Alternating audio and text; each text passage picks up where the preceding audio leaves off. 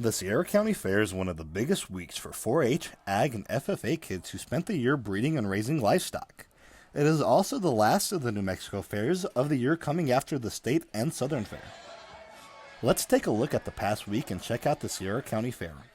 Monday and Tuesday were spent setting up the fair barn and bringing in livestock. Also on Tuesday was the 2021 Fair Queen contest. I was able to talk to the 2020 Fair Queen, Mackenzie Luna, and she was able to tell me what she thought about this year's fair court. I am so excited and so proud of all of the girls running for fair court this year. They have all worked so hard and they're so incredibly beautiful and talented, and I'm really excited to see how this turns out for the next year's fair court. I think it'll be a great court no matter what. On Wednesday, the fair barn was closed temporarily to judge art exhibits and booths. There was also a horse show at the city arena where kids young and old competed in various horseback competitions. On Thursday, the livestock shows began. The lineup included market swine, goat, rabbit, and poultry. I had the chance to speak with County Bred and Showmanship Judge Jacob Painter, and he was able to tell me what they look for in an animal when judging. So we're always going to start with muscle. Every animal's got to have muscle, especially for a market show. That's where our meat comes from. And then we want to check to make sure they have the right amount of fat on them. We don't want an animal that's too fat, because then we're just going to be wasting pounds of that animal by cutting off the fat and throwing it away or putting it into another product. So we want to have a good balance of muscle to fat. And then when we also want to look at design. So we want to look at how their skeleton's put together, make sure they're angled to the shoulders the right way, their neck comes out nice and high, they're level down their top and square out of their head. And then just showmanship as well, making sure that animal's shown well. We want to have that animal always set up and making sure the kids are just really doing their job there. Now, showmanship's extremely important.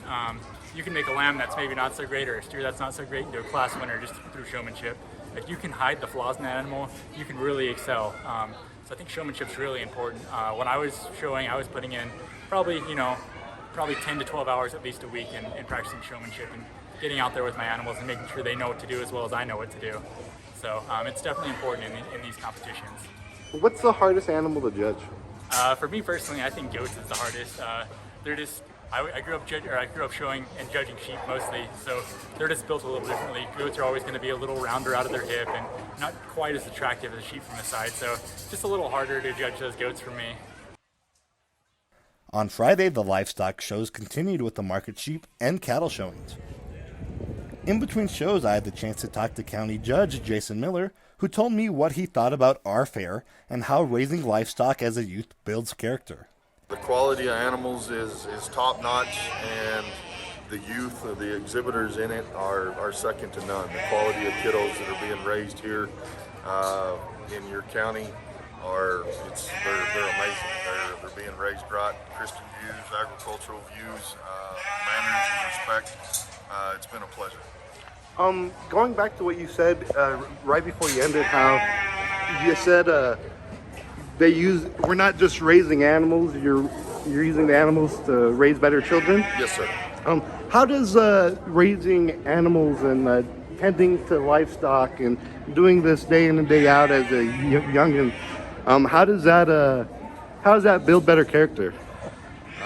First and foremost, it teaches a responsibility.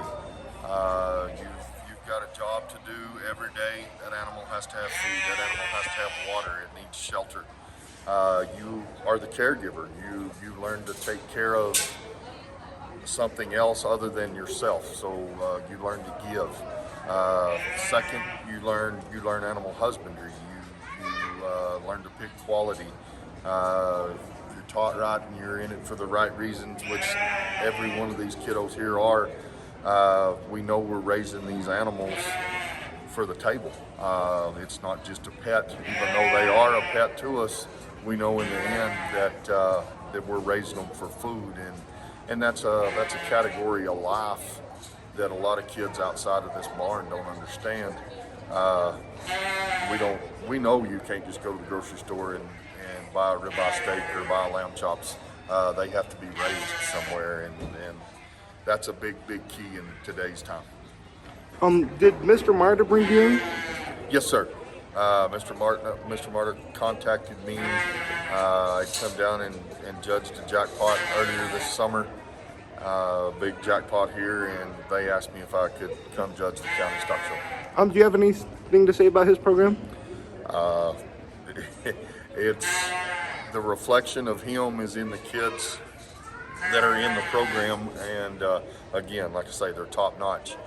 Parents are doing a great job, but as an ag teacher and county agent, your job is to better them even outside the household, and it takes a special person to look at somebody's kids and make them better in ways that the kid doesn't even understand most of the time, and he does a tremendous job of that.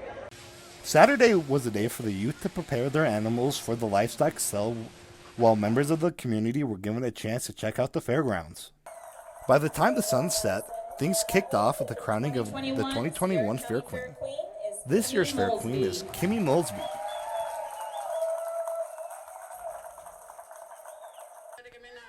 Next, the sales began and 54 animals were sold at auction. The money made for the auction usually goes towards the individual's next batch of livestock and feed. $28.50 one time. $28.50. After the sale, I had the chance to talk to the new Fair Queen, and she was able to tell me how she felt. It feels good. I'm so excited to be able to represent my community and the amazing agriculture community inside of Sierra County. I'm just so excited for this year. What could you say about the other girls who ran but didn't win? I think they're all amazing, and I just wish them the best of luck in everything they do. That's it for this year's Sierra County Fair recap. I'm Adrian Chavez from the Sierra County Sentinel, signing off.